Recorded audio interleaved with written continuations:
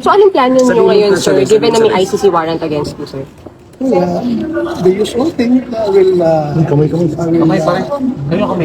continue with job until I have to wait for the Supreme Court's decision. Marami kaming pending appeals doon sa Supreme Court. So you will attend the session, sir? Yes. Physically? Yes. Oo. The public can expect you to see more of you kahit sa mga hearings, sa mga proceedings dito. Business as usual.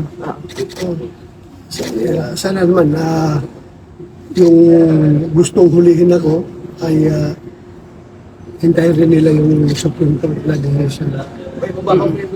Anong prayer niyo, sir, dun sa Supreme Court opinion? Marami yun, hindi ko numbers. Yung mga abogado ko, 3, 4 ba yun mga petisyon na pinadala ko. Sir, pero hopeful kayo, sir, na mapagbibigyan kayo ng Supreme Court sa request po ninyo? I'm hoping and praying. I'm hoping and praying. Sir, pero may mga nag-insist pa rin na dapat i-implement yung warrant, na sakop tayo ng warrant na yun from ICC. Well, I respect their decision. I have their opinion. Sino kaya mo ako? May kanya-kanya tayong opinion. Sir, wala po kayong balak mag-surrender po sa jurisdiction ng ICC. Even the Philippines is required to enforce the warrants. Why? Ikaw ba? Gusto mo mag-surrender ba? Pilipino ka? You have existing Philippine codes. Bakit magpapatry ka doon sa mga banyaga? This is an attack to our sovereignty. Please, supplementarity clause mo kaya ang kailangan. Sabi ng Article 1 ng the Rome Statute. Anong klaseng complementarity ito? There's no need to complementarity dito dahil buhay ang ating justice system. So anong plano niyo, sir? Anong plano niyo? Dito lang kayo sa Senate, di kayo aalis? Hindi kayo lalabas, sir? Oo. Hindi kayo... Kailangan kong bumili ng mga gamot maintenance dahil hindi ko nadala yung mga gamot ko pang maintenance. Saan ba kayo nag-stay, sir, in the past months? Ano ba yung Philippines? Sabi ni Senator Robin, nagpunta daw kayo ng bundok. Lahat. Sabi ko, I was with the Nature. pulse of the air and the beast of the field. Sir, sama ng loob ka ba kayo in the space of knowing na nag-coordinate pala sa Alam daw. Hindi ako plastic. Hindi mo sabi na wala akong samaan. Because yung ginawa niya pagtataksil, hindi lang yung pagtataksil sa kanyang kulig. Kundi pagtataksil niya sa institusyon na Senado. Siya pa naman ang pumirma ng resolution namin na dapat dadaan sa legal processes na nirequire ng Supreme Court na dadaan sa lower courts yung arrest warrant. Kaya alam naman niya, pinakitaan siya ng warrant of arrest na galing ICC. Dapat tinanong niya saan dito ang corresponding local warrant of arrest. At saka wala siya sinabihan. But there's may design talaga na talagang gusto niyang ahuli ako sa baba para hindi ako kaakyat dito, para hindi siya ma-unseat. You feel betrayed, sir? Huh? You feel betrayed by Yes, SPC? hindi ako magkipagplastikan. I've been betrayed. May respeto ko siya. Kahit na magkaibang kampo kami, pero ang respeto ko sa kanya, andyan pa rin. Andyan pa rin yan. Matanda siya ang senado sa akin eh.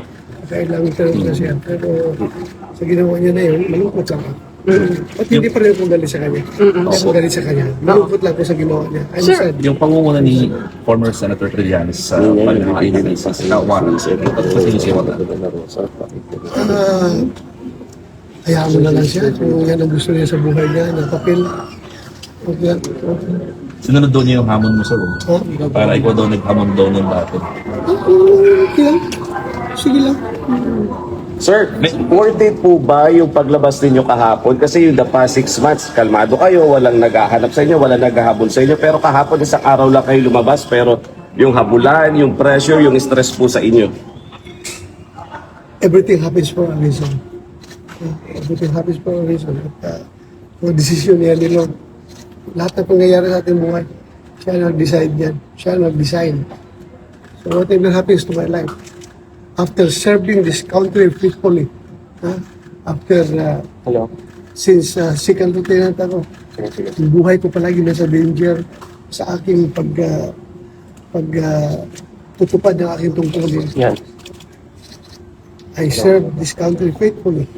Tapos, pagkatapos na yung ganito mangyari sa akin. So if it is the fate given by God, I'm going to accept it. Nasa si Lord ang nasusunod ko eh. So ano, Bayan natin kay Lord ang lahat. ano Ba't yung reaction nyo? nag-surrender? Ha? Hindi po kayo isusurrender. Kasi absent.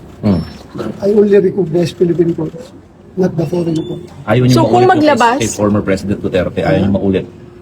Sana naman. Not for President Duterte, not for me, but for every Filipino na dapat ang kanyang kapakanan ay pangalagaan ng ating gobyerno.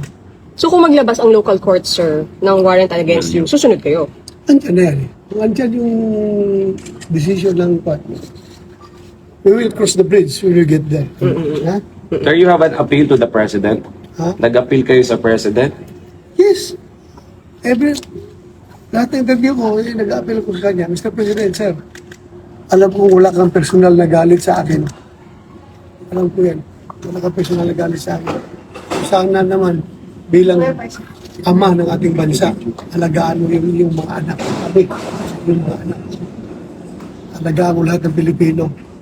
Sana, the role of the government is to take care of its people.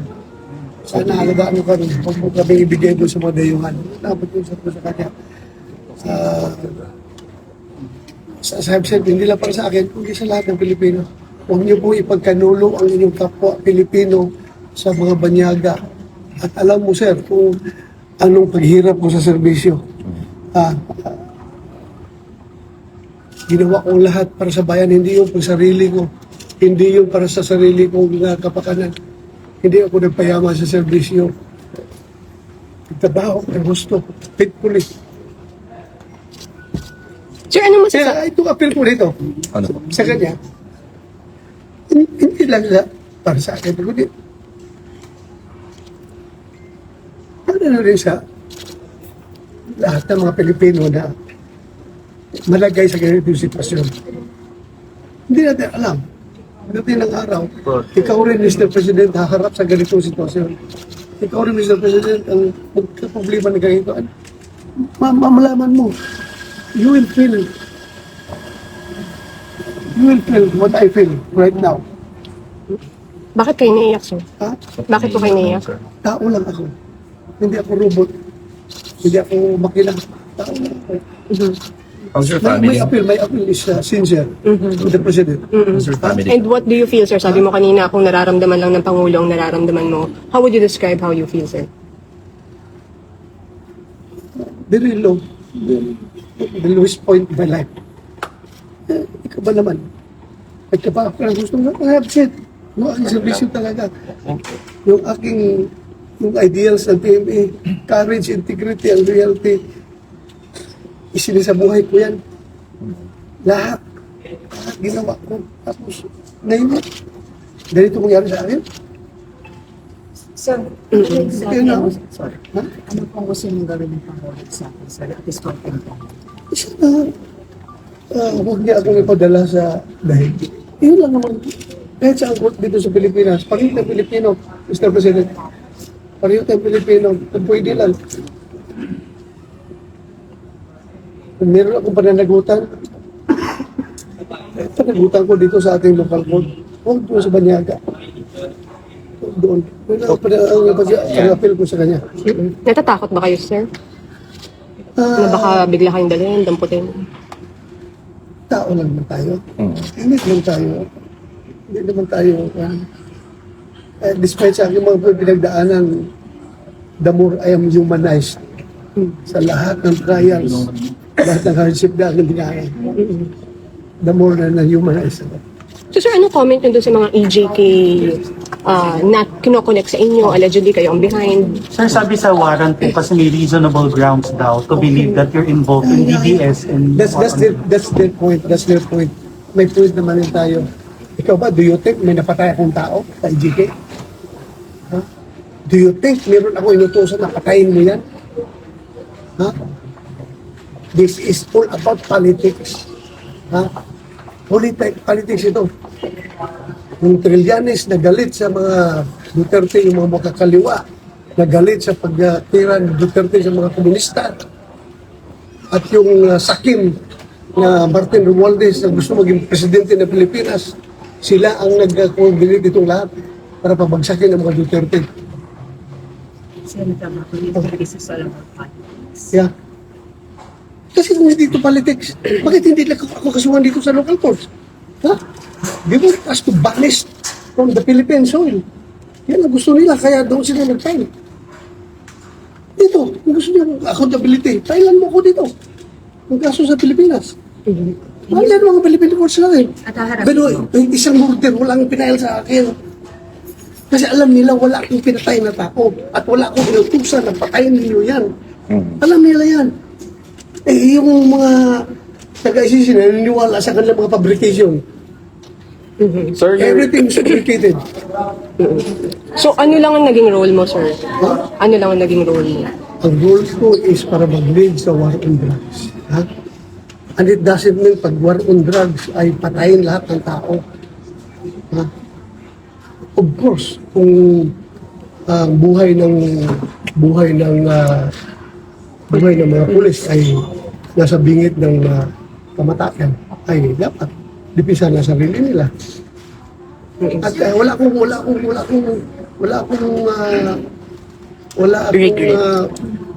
pang-abuso na hinahayaan. Kung meron na, pinapibistigahan natin. Sa pina po kasi yung i-improve sa nation. Kailangan naging role mo. Pupunta po ba kayo? I think people po yun. Titingnan natin with the current situation, marami ng mga conduct, marami ng mga abogado natin na hindi na ikadala. Titingnan natin. So if ever maging local complaint yun, naharapin niyo po yun. Sa CIDG, sir. Kasi it's a possible complaint daw. Sinasabi ko nga sa iyo, lahat ng basta sa local lang, harapin natin yan. Can just imagine kung inibisigahan nila yung EJK ko no, parang city director ko ng Davao, how many years ago na yun? Grabe naman pagkakalkal yan kung kinakalkal nila kung yung mga nangyayari doon sa Davao. Dapat noon pa, pinasuhan na nila ako. Bakit ngayon pa sila nagkakalkal ng mga ganun? Sir, what urged you to come back po, to go back to the Senate po? May mga nagsasabi baka dahil sa impeachment, sa change in leadership. Hindi ako sinungaling, kasama na yan lahat. Impeachment, yung change of leadership,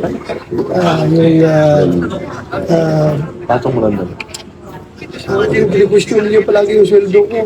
Nahiya na ako talaga ako hiyang-hiya na ako. Dahil nga, wala po yan sa bokabularyo ko na makinabang sa pera ng gobyerno o kanino mang pera na iniisahan ko na hindi hindi ko binibigyan ng kaukulang serbisyo. Nahiya ako. Kaya lumabas na rin ako. At kahit nag-question yan, alam naman yung rason bakit ako umiiwas o pumunta dito. Nandyan na. Nangyari na nga kahapon. So kung kayo ako, ano kayo? Sabihin na lang ninyo ako na magsamantala, basta huwag lang sabihin na tanga. Tanga man ito ba ito? Alam na niya na may warrant na huli siya. Tapos, yun. Sir, how do you...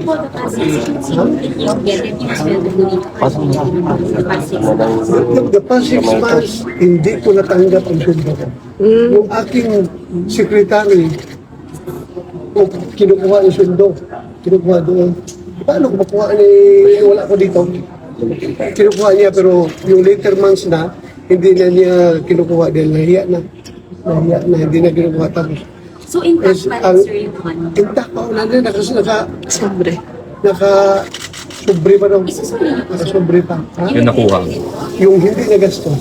Kasi may nagastos man doon na yung ginamit sa mga relief operations para desisyonan na rin nila na pwede magamit ito dahil wala mang hindi man ginagamit yung boss natin. Sir, are you confident now that anytime no arrest will be made or apprehensive kayo na anytime may pwedeng pagbumpot ng ako sa inyo that despite na sa napag-usapan? Well, meron mang word coming from Atty. Matibag na respetuhin nila yung institusyon ng Senado after sa usapan na ni-speak ako. At saka, knowing him, abogado yan eh. At saka, kasama ko yan dahil sa PDP. Sana sundin niya yung legal processes. Iabil ko naman lahat ng legal remedies na abil mo. District na po ng President, ano ang rason nila para hindi nila tumulong kay Jerry? I am no special ganun na. Sir, how will you respond to that? As such, we will present ourselves doon sa kanila. Ikaw po. Pwede abogado ko. Sen, paano nyo po dinidil ito with your family na alam natin mahirap yung situation? Paano yung setup po ninyo? Hirap talaga. But we have to deal with it. How are they? Kamusta po sila? Ay, malungkot. At ano na. Natatakot din sila, sir, for you? Ako talaga. Sir, kahapon ba, na-surprise ka rin kung bakit may mga taga-employ dito? O may info ka na? Wala. Nagulat ako. Akala ko mga driver lang yung mga nakatambay dyan sa baba. Mga driver lang ka. Ngayon pala, inaris na pala nila ni SP Soto. So what really happened? There was really an attempt na kunin kayo tapos pusasan? Ganun ba yun? Oo, ganun talaga. Sir, bibigay kami. Hinawakan ako gano'n. So, tumiglas ako. Takbo, habol sila. Direkta na. Sustain yourself. Siguro doon sa pagkabdapa ko, na natukod itong kamay ko, doon sa railing, sa sahig ba yun? O sa railing, nasa yung katumba ko. So may posa silang dala talaga? Hindi ko nakita. Pero Or nahawakan ka pala, sir? Nahawakan ka. Tumiglas ako. Tumiglas ka lang. Walang pinakita. Walang pinakitang something, kawaran. Wala. Basta hinarang niya ako. Ayaw ko pakitin. Dahil mabubutuhan na dito eh. Mabubutuhan na sa change of leadership. Ayaw nila na siguro makabuto ako. Kaya pinigilan ako sa baba. Sir, sabi ng ICC, since November, may warrant ka na talaga. So, Aware ka? may natanggap ka ng info nung dahil hindi ka lumutang. Pinagbabasehan ko lang yung mga pronouncement na Malacanang na meron daw yung sabi ni DOJ Secretary na Ombudsman Boeing Remulla na meron daw waran. So, salamat ako sa isa. Salamat at nabigyan ako ng advance info na meron akong waran. Thank you. At naka-enjoy ako na 6 months so, by my lump sum. At nakapag-Bible study ako ng gusto for 6 months. But sir, how long will you do this? Like, hanggang kailan? Kailan po ito? What if, diba? Though we understand you're still hoping for the TRO from the Supreme Court, pero worst case scenario, General. I have no plans. Bakit ka naman plans? Hala na si Lord. God's plan is superior to everyone's plan. In the meantime, ang plan mo na po talaga mag-stay muna dito sa Senate. Oo. Ilang ka lang alam po lang. Indefinitely, sir. Indefinite pa. Wala. Sir, Basta I just hope po sa Supreme Court na sana panindigan nila yung ating soberanya. Yun lang ang pag-uusap. Sana. How do you Hindi lang para sa atin, kundi para sa lahat ng Pilipino. but sir, coming here, did you expect na may mga NPA dito or wala kayong NPA Wala na pa merong idea. pwedeng tawid sa Wala ka idea. Sir, how will you react sa sinasabi nilang ginagawa ang Senado na parang, alam mo yung pinatataguan, parang sanctuary, it was mentioned actually by third story or earlier, na parang ginagawa lang po para i-stop or protect yung mga ma-arrest yung pinag na meron talagang mga warrants. How will you react Alam to mo that? kung isang barangay doon sa Cotabato, kaya sa Maguindanao, isang barangay ay willing na protektahan ako na hindi lang ako i-give up. How much more ang Senado na institusyon na nagpasa ng